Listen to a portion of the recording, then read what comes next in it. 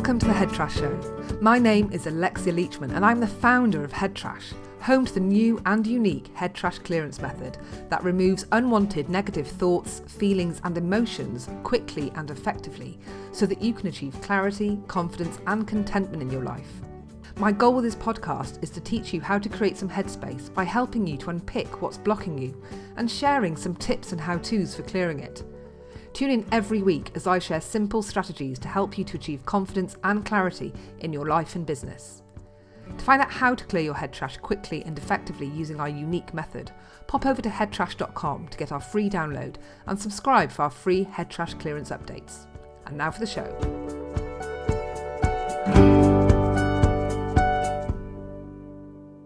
Hello and welcome back to the Head Trash Show. This is me, your host, Alexia Leachman, and thank you so much for joining me today. Now, today's show is going to be mainly focused around talking around the fear of public speaking. And the reason I picked public speaking as something to tackle is that, well, it's something that's very, very common. And it can hold a lot of people back from doing stuff that's really going to help them move themselves forward in life.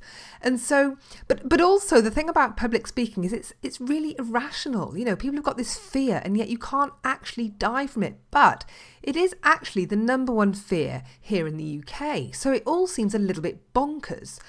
So I thought it would be a really good idea to just tackle that and try and unpick it. And so to help me do that, I've actually got an expert on board to help me. And that's Nigel Risner. So we're going to be talking to Nigel in a moment. But before I hand over to the chat that I had with Nigel, just a couple of things that I want to go through with you beforehand. Now, I want to find out how you got on with the freebie that I let you have last week. Now, if you listened to last week's show, which was all about helping you to clear procrastination, I did say during the show that I was giving away a little bit of a freebie.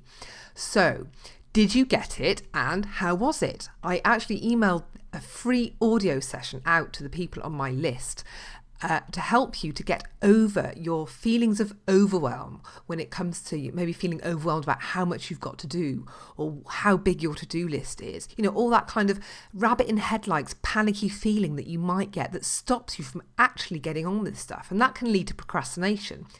And a lot of people did click and download it. So I want to hear from you. How did you get on? What shifts have you noticed? Please come and let me know because I really want to find out. Now, also, I've got a little bit of a quick announcement is that I decided last minute to put on an event in Manchester here in the UK next weekend, which is October the 5th. It's a Saturday and I'm going to run a half-day event. And the reason I'm doing this so last minute, which is incredibly badly organised of me, I know, but it's because I've got some last minute childcare that's come up, which means I can actually run a weekend event. And that is it. I'm serious, totally honest. And because I've been getting so many emails from you asking me when I'm doing another event and people saying, hey, there's no events on your website. What's going on? When's the next event? I thought, right, I need to just get an event out there quickly.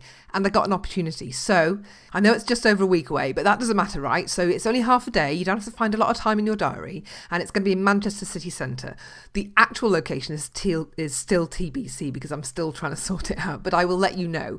But it'll be a city centre location. So if you want to come along and have a go at clearing some head trash using the technique, being there with me so I can actually help you to hone it. You can practice it while I'm there. We can get some good unpicking of your head trash done as well. It'd be a nice intimate group. So if you want to come along and have a go in a nice supportive environment to clear some of your head trash, then pop along to the website at headtrash.co.uk and you can find out all the details there, and you can actually book online there too. So I just wanted to let you guys know. I'm actually going to be in Manchester twice next week, which is a bit weird because I'm doing a talk I've been booked for a talk in front of 120 people on head trash too. So I'm going to be there twice. What's that about? Anyway, back to today's show. So today's show is all about public speaking and the fear of it. I know that, I do a lot of public speaking now, but certainly earlier on in my public speaking career, and, even now I get a little bit nervous just before stepping out, but it really is something that can hold people back a lot. And so I really wanted to try and tackle this one, hence me getting an expert. Now, I've been really lucky to get Nigel on the call. I happen to be a member of the Professional Speaking Association, and they are an incredibly supportive group. And if you do want to start a career in public speaking, then I would urge you to join and become a member, because they really are like a big family that will help you get over all your stuff that can get in the way of having a great speaking career. And so when I went to them and said, hey, I'd really like to have an expert on to help me to unpick the fear of public speaking, I couldn't believe how many people jumped in and offered. And one of those was Nigel Risner, so hence getting him on the call. Now, Nigel has been a professional speaker for many, many years, and he's been paid to speak over 3,000 times or something like that. So this guy knows what he's talking about. But more importantly for me is that he helps other people to get over their fear of public speaking. So he deals with people time and time again that are struggling with it, and he's got real insight into what it is that is feeding that fear, but more importantly, how to get people to get over it and move past it. And he works a lot with CEOs that have to do the annual general meeting, which can't be the easiest of speaking jobs to do, I don't think. So Nigel has got loads and loads of insights to share with you. Now, just before I hand over to the time that I spoke to Nigel, I just want to let you know that anything that he mentions during the chat around specifically the head trashy stuff and the fear stuff, where I think you can actually take that and get rid of it with our technique, then I'm just going to recap about that stuff at the very end. So stick around until the end, and I'm going to try and summarise what he said and how you can start to get rid of that stuff using our technique, so that you can leave, after listening to this podcast, you can literally go away and start clearing your own head trash around public speaking. So stick around for that, but here's the time that I spoke to Nigel about how to get rid of your fears and be an awesome speaker. Hello, it's Alexia here, and welcome back to the Head Trash Show. Now, today I'm really, really excited because I've got Nigel Risner on the call, and Nigel is, not only is he the author of the Impact Code, but he's also coach to CEOs and also the winner of the Award of Excellence for Professional Speaking. Did I get that right, Nigel? Virtually, but it's a professional speaking award. One of 6 of us who've got it in Europe, so Fantastic. I'm okay with that. Thank you. And thank you so much for joining me today. Now, the reason I've got Nigel on the call today is because what I want to unpick today is the number one fear ever, which is the fear of public speaking. Now, given that you can't actually die from speaking, it's amazing that people have such a fear. So I thought it'd be really useful to really pull this apart, and who better else to join me do that than Nigel. Thank you for joining me today, Nigel. Pleasure. Excited to be with you on this. And it's a topic that I love working on because, with the exception of Tommy Cooper, no one has ever died on stage. So I don't think we've got anything to worry about for 60 million of us. So what I like to do when we unpick head trash is really just to sort of start off with, helping people to understand whether or not this is something that they do in fact suffer from. I mean, some people might actually think, well, yeah, I'm terrified of speaking to an audience, but there may be some other telltale signs that people have got an affliction of a fear of public speaking. So in your experience, what are the telltale signs of somebody that's got a terror or a fear of public speaking? I actually don't believe people have a terror of public speaking, because anytime you speak outside your house, it's public speaking. When you go to the supermarket and the supermarket attendant asks you, is there anything else I can get you? Nobody panics in that moment in time. I think it's a fear of uncertainty. It's a fear of being out of control. And the real big one for me is that the audience might ask you a question you don't know the answer to. So it's a fear of not being in control. Because if the subject matter was something you were the world's number one at, you wouldn't have an issue. But our fear, I think, is that someone might know a bit more than you do, and they ask you a question in the middle of it, which throws you. I certainly know that as I've done more speaking, the more confident I become in my material, the more confident I become in speaking. So I think there's a lot of truth in what you're saying there. And also the reason why they've asked you to speak is either that, you're a friend at a wedding, you're a close business associate, or they think you've got some knowledge. They're not asking the local dustman to talk about nuclear physics, and they're not asking me to talk about dust collection in Outer Mongolia, because I don't know anything about it. The problem is it's when you say, I think I can probably do that. So is it maybe more to do with the idea of being in front of a lot of people? Is that because some people do know their subject matter, and yet the minute you put them in front of an audience, that's when they start shaking their voice, getting dry mouth and, literally visibly shaking. Okay, so when people get a dry mouth, that's normally about breathing. Okay. When people, and in more girls than boys, and this is not meant to be in any way sexist, but girls often get this red rash that appears on their neck because they're having problems controlling their blood flow because of temperature gauge. But it's amazing what a small amount of people or a large amount of people means. So I've spoken with groups between 5 and 6,500 people. When you speak in front of a group of 6 people, and I do a lot of chief exec work, it's quite intimidating because you're virtually on top of them and they're looking for you to be brilliant. When you're talking in front of 6,500 people, you can only see 50 of them because they're not even looking at you, they're looking at screens, which is more awkward, but it's interesting how there's a certain cut-off number where people go, I'm okay in front of a small group. I'm okay if we're sitting down. I'm okay if... And it's all these ifs. And then you say, so if there's 3 people and you know them, you're okay. But if it's 20 people and you don't know them, and then some people say, if I don't know them, I'm not nervous because then they don't know me. Yeah. So there's this whole balance because in 3 weeks' time or 4 weeks' time, I'm going to be speaking to my peer group of professional speakers. So here I am as a professional speaker talking to 200 professional speakers who are all going to be looking for every mistake that I make, every umlaut, hesitation, but really they just want my brilliance. That's why they've invited me there. And I'm sure my left hand will go in my pocket. I'm sure I would do a cardinal sin of doing the equivalent of a woman moving their bra strap, even though I don't wear a bra, but I'll have to readjust something. So is that the telltale man sign then, putting your left hand in your pocket? Yeah, yes, normally, because either you're getting excited or something's going on, I'm never quite sure. But you'll find women, within about 5 seconds of being on stage, move their bra strap. It doesn't move for about 3 weeks, but all of a sudden we've just got to do a bit of a readjustment just to make sure, to make ourselves feel secure. But it is interesting that in front of my own peer group, I'll probably be more nervous than in front of 6,500 people. Now, what's that about? So what do you think that is about? It's the pressure to appear good, in theory, in front of people who do what you do. Because everyone, I've worked with comedians, I've worked with sports people, I've worked with chief execs. Everyone has one audience that they're not really enjoying. I love working with professional speakers, but it's interesting to go onto main stage. You're a main conference speaker, and they say, we've got Nigel Risner, the godfather of the PSA. This build-up, well, then you better be good. Yeah. If you've never seen anybody from the Sleeping Bed Federation, and I've spoken to most associations somewhere in the world, I'm never going to meet them again. So for me, it's like, at the very worst, I'll mess up. Okay, so you talked about this sort of fear of uncertainty, and then all these conditions that people put in place. Well, if I know them, or if I don't know them, or if there's a small group, how do you help people? Because you help people with this, don't you? How do you help people deal with that kind of stuff?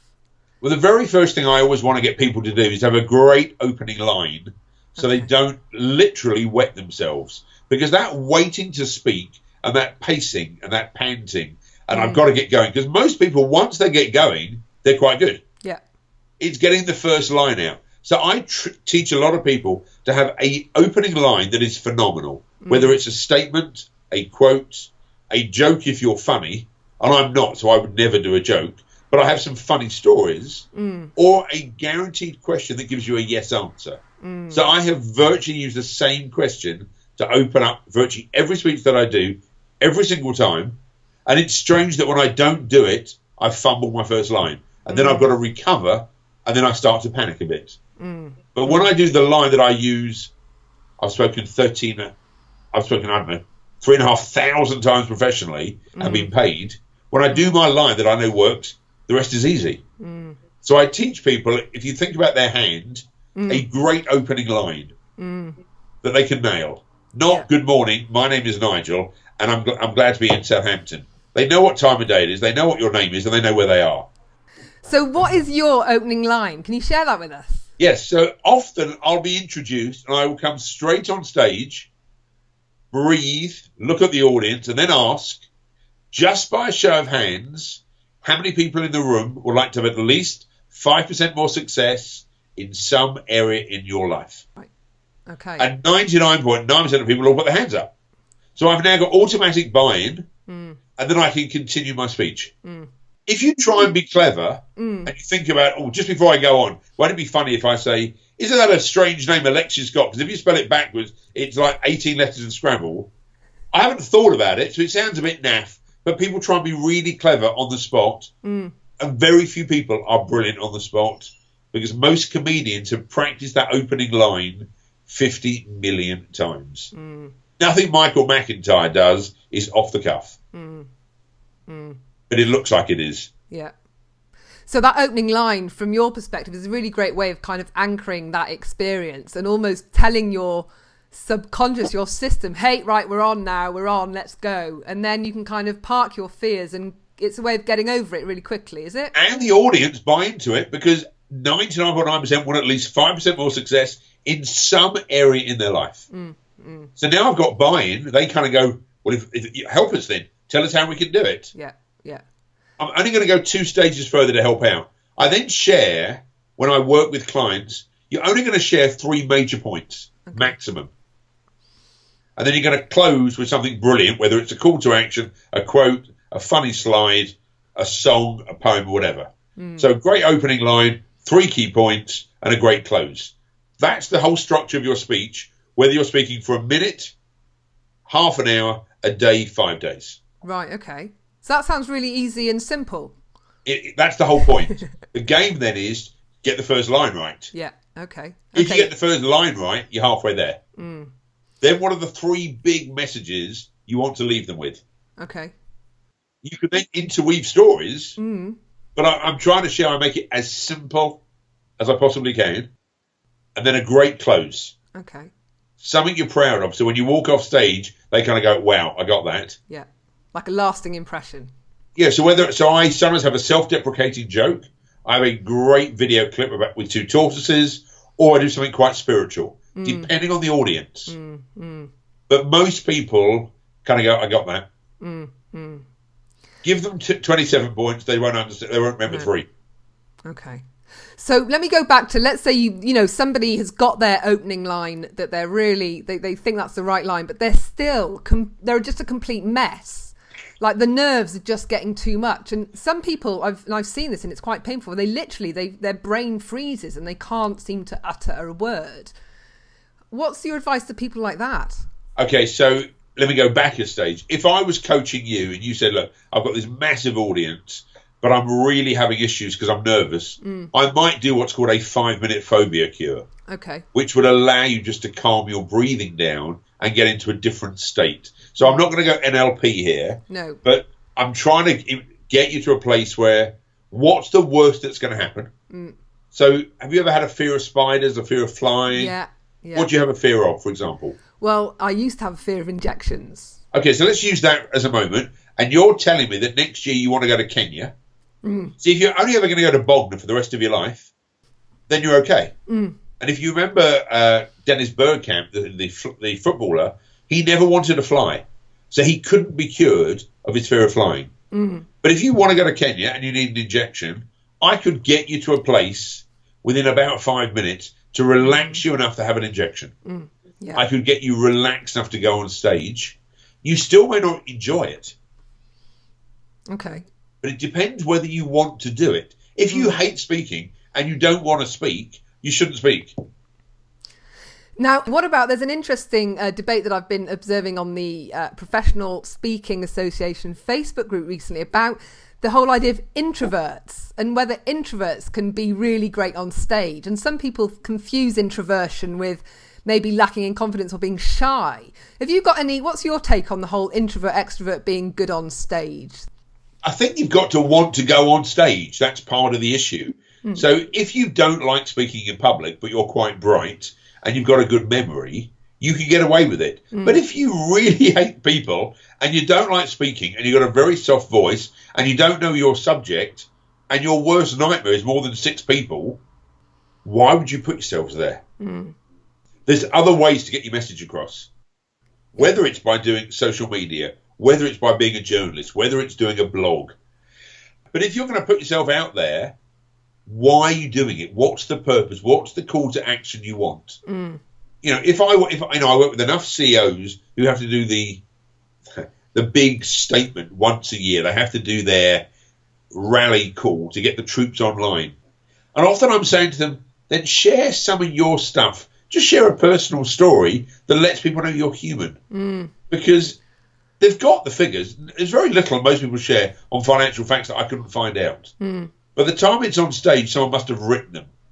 So you could have sent them to me in advance. There's very few news information conferences that someone couldn't find the information out. So there's energy, there's passion. So if you really are introvert, you hate being with more than two people, you're going to struggle. And I don't care what course you go on, you'll go on the course and enjoy it, but why would you want to put yourselves in front of that group? However, shy people, by doing it a bit more, get better. So the idea of practice makes perfect is not fair. Okay. This is going to really rock you here. Perfect practice makes perfect speaking.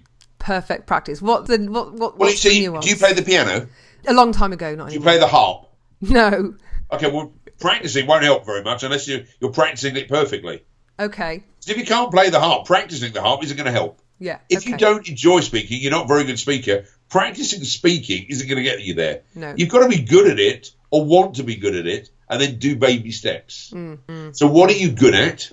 Is it a small group? Is it Skype call? Because some people like Skype because they can see one or two people, but they can still fidget under the table and no one knows what's going on and they're happy. But for most people, when they're introverts, there's a fear people are looking at them. There's a fear they may look silly. Right. There's a fear for them of. And it goes way back to when they were 6 or 7 years old for most people.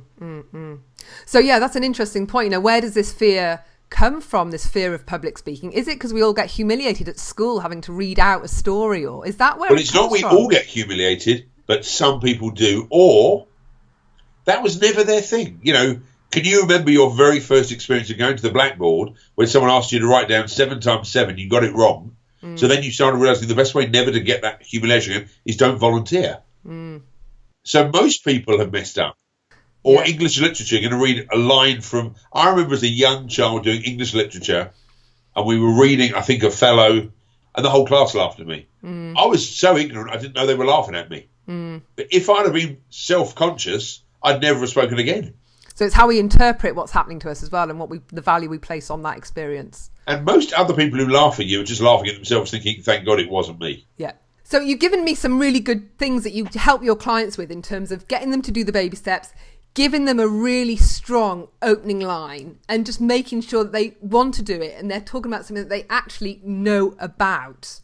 And that you help the CEOs share personal stories. Now, the one thing that came to me is, what about people that worry that they haven't got a very clear voice and they're not going to be heard?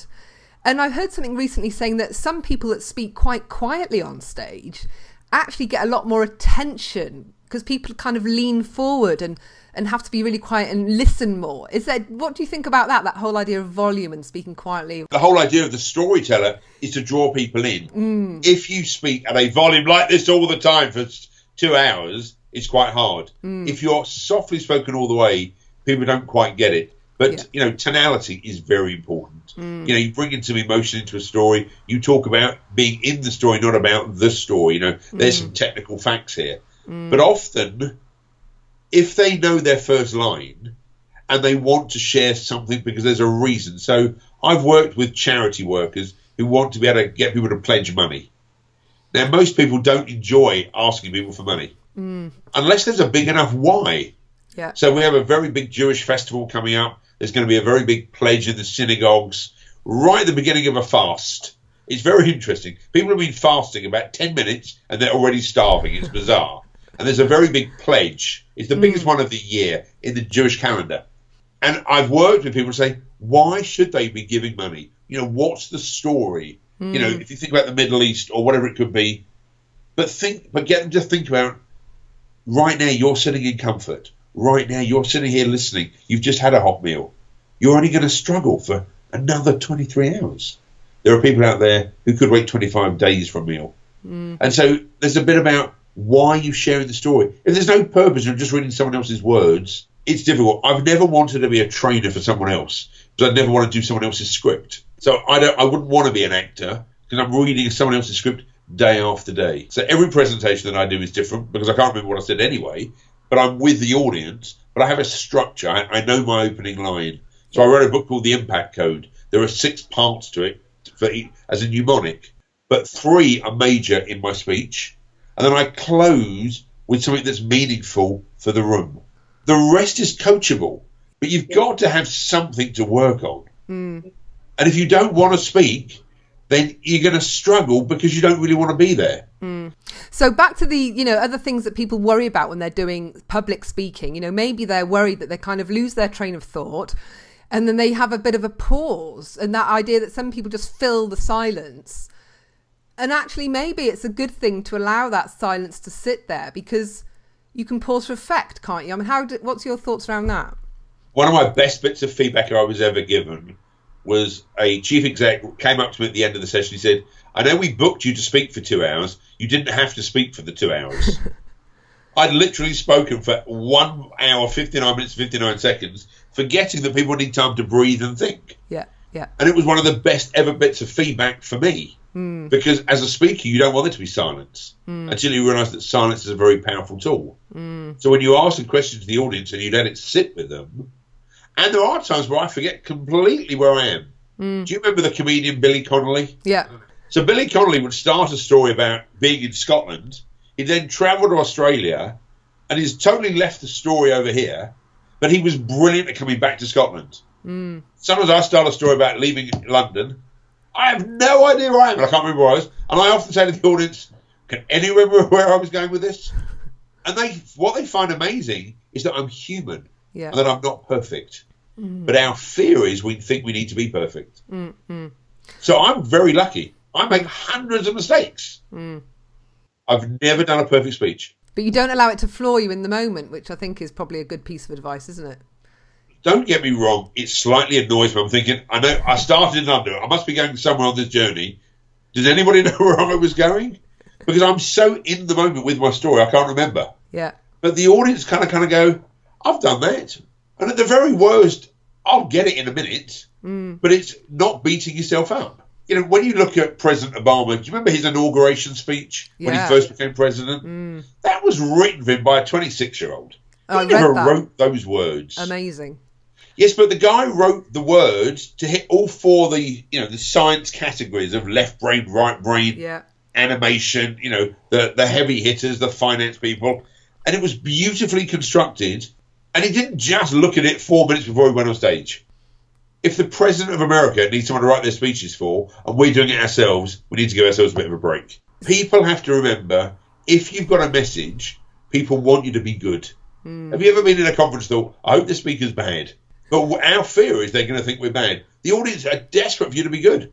And there's a really great TED talk that's gone viral by Brene Brown, all about, the power of vulnerability. And I went to see her speak 2 weeks ago. Did you? She's amazing. I'm in the middle of reading her book and it's just she's brilliant. And I think a lot of people, if you haven't seen the TED talk, then go and have a look because there is a lot of power in vulnerability and it's about framing vulnerability. You want to see her second speech, which is even better. Is it really? Which one? Yes, because her second speech is she wants to get the first speech back because she's really nervous that people know she's been vulnerable.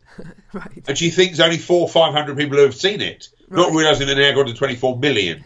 But even when she spoke in public, she made some mistakes. I'm so excited when someone else makes mistakes. She was wearing jeans. She wasn't polished, but she was beautifully spoken. Her soul was stunning. She's not the best speaker in the world, but she kept my attention for the most time ever. And that's about authenticity and integrity. Here's the key word. Yeah. Do you get the other person? Is it them? Or is it someone else's story? So do you know the starfish story? No, I don't. Tell me the starfish story. Okay. Well, it's not one of mine, but a lot of speakers will start by saying, I saw this man walking along the beach and I saw a starfish and this man was throwing them back into the sea. And eventually, the line is, why are you throwing it back in? There's millions. It won't make a difference to the starfish. A guy picks it up and throws it into the sea and says, but it made a difference to this one. That works to an audience who've never heard the story. But millions of people have heard that story. And it's not their story. But, I have a son with mild cerebral palsy. I've got a wife who's a clinical psychotherapist. I've got a daughter who's done the TV program Shipwrecked, etc. I've got a lot of stories that are just mine. They can't be anyone else's. Yeah. Yeah. And people love when I share one of my own stories that's either funny, sad, because it's me. But there's a business message I've got to get across. But when you leave that core message, just to say, I've had tough times as well. They want to know you've been there. I've heard someone say that when you're delivering a speech or speaking, every point needs a story and every story needs a point. If you're going to start sharing stories, don't just, why is the story there? It needs the purpose. What are your thoughts on that? Yes and no. That's going really highbrow technical. Oh, is because it? If I had to think that every point that I make has to have a story, I probably don't do that. Okay. So I'll give you an example. Can you see what I'm doing here? Point your fingers out. Yeah. See what I'm doing? Yeah. Do it with me. He's pointing his finger, everyone. Now make a circle with your finger. Yeah. Now put it to your chin. Okay. Put it to your chin. Yeah, we see you followed me, didn't you? So you just modelled badly. And what I'm saying is, I don't need to do a whole story about it. I've made a point. Yeah. The audience got it. Yeah. But if you're saying I've got to relate a whole story about modelling, yeah, you're right, people should. But if you're clever enough, and it's very clear what the point was, you don't have to labour a whole story about pick up rubbish on the route to the toilet, because if you don't, the other staff don't. They know what you mean. Yeah. So sometimes people do a story because they think the audience are ignorant. Mm-hmm. I think the audience are quite bright. Mm-hmm. If I can make them laugh, they'll remember. If I can make them think deeply, they'll remember. If they can visualise, they'll remember. And if they can experience my speech, they'll definitely remember. Having a great story sometimes is the speaker's, they're a little glory trip. Because there are some fantastic storytellers. So what makes a good storyteller, in your opinion? Okay, I'm going to be really, really non-PC here. Irish people, they're great at storytelling. They are. A lot of the Irish comedians do a great story. Jack Canfield, who writes the Chicken Soup for the Soul books, if you've ever seen, he was my original coach, is a great storyteller. I'm not, but I've got anecdotal stories of things that have happened to me. Right. So if you want to do an elaborate 11-minute story to find a point, great. But audiences haven't got that time. So if I can make the point in under 7 seconds, I will. Okay. So just thinking back to the whole fear of public speaking and how to really come over that, just sort of wrap this up, what would be the best things that work for your clients when you're helping them to get over that thing that gives them that fear? Do you want to speak is number one. Okay. 2, do you know what message you want them to hear? So I often used to joke, there's the message I think I'm going to deliver, the message I delivered, the message they heard, the message they thought they heard, and the message I wanted them to hear. So what do you want them to leave with if they were only going to leave with 3 things? Okay. Are you passionate about it? If you don't enjoy it, you're not good at it, be really careful about doing it. If you're not passionate about it, don't speak about it. But here's the really big one. Finish 1 minute early. Ah. Nobody's ever going to complain if you're a minute early, but a minute late is a problem. I can guarantee my audience, if I'm doing a pre-dinner speech, they can ladle the soup after 52 minutes and 40 seconds. No, but it could be lunch or people have to go to the toilet. If it's a coffee break, I'll finish on time. Even if I'm given less time, I will still make sure we finish on time. Because ultimately, you'll get great feedback for that, won't you? And that feedback's going to boost your confidence as well. So it's all about creating a great experience for the audience in every way. And also feeling like you've done a good job. Yeah. I don't want feedback. I want feed forward, because that's the big fear for speakers. They're going to get what we call feedback. Right. What you should have done. Okay. Well, I can't have done it differently. What I can do is next time make it even better. So most speakers do not want feedback, because the minute you hear it's feedback, you know it's criticism. And that's our biggest fear. And I guess one of the things we didn't touch on is, before you deliver your talk, is making sure that you get there nice and early so that none of the technology can't get in the way. You're not still trying to connect the screen to your computer. Okay, so here, let's do this quickly in 8 seconds. Turn up so you're not running in late. Yeah. Turn up so you know where the audience is. Turn up so you know how the stage works. Turn up so you can try with your slides. And turn up so you go to the toilet first. Yeah. There are many speakers that have got there literally 8 seconds before. The slides don't quite work because it's a Mac, not a PC. They don't know where their light is. They don't know where they should be standing. They don't know where their sound is. And they're 1, 2, testing, 1, 2. You don't want to be doing that. Yeah. And then the last one is, can you hear me? Oh my God. We're in the 21st century. they should be able to hear you. Yeah. Okay. Well, thank you so much for all this stuff that you shared with me today, Nigel. I really, really appreciate it. Pleasure. Before we go, do you want to plug anything before we go? Where can people find you online? I'm not going to plug anything, but if people want support in speaking and they want to go to our website and see that we run a couple of courses for professional speakers to be better speakers and professional speakers to be more professional, they can go on our website, which is nigelrisner.com. If they want to look at my book on communication called It's a Zero Around Here, delighted. If they mention your name, we'll do a 20% discount. Oh, fantastic. Thank you so much for joining me today. Much appreciated, Pleasure. Nigel. So I hope that you found that really useful. I certainly learned a ton of stuff from Nigel. And one of the things I'm going to take away is having a great opening line to help you get over that initial fear.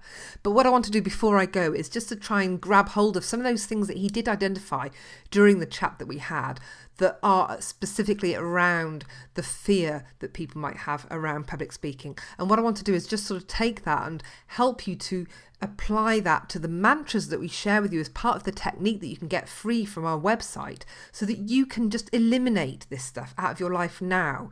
Nigel did mention a 5-minute phobia cure during the talk, and he was referring to some NLP techniques. But what we can do with our 5-step process is just get rid of it, not get you into a pleasant enough state for you to be able to cope, but actually just get it out of your life. Who needs this stuff, right? Public speaking is not going to kill you.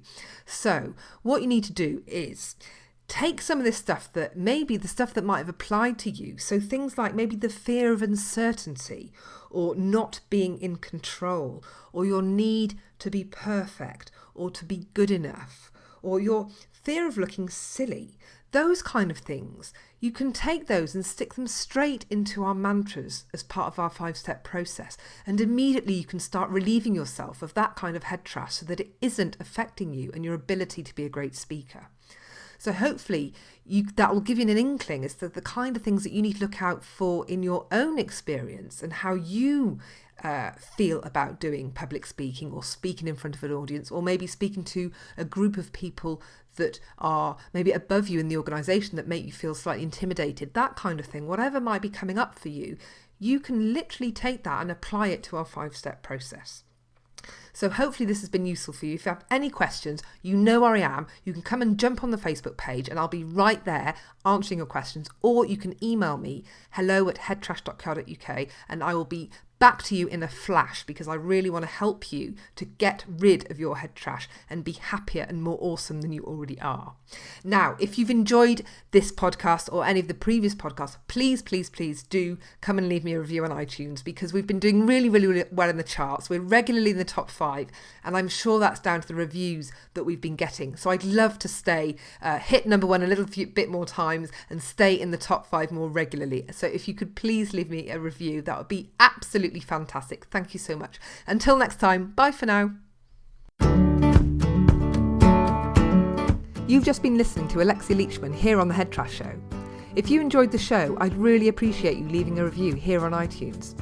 And don't forget to pop over to headtrash.com to get your copy of our free 5 Steps to Clearing Head Trash guide.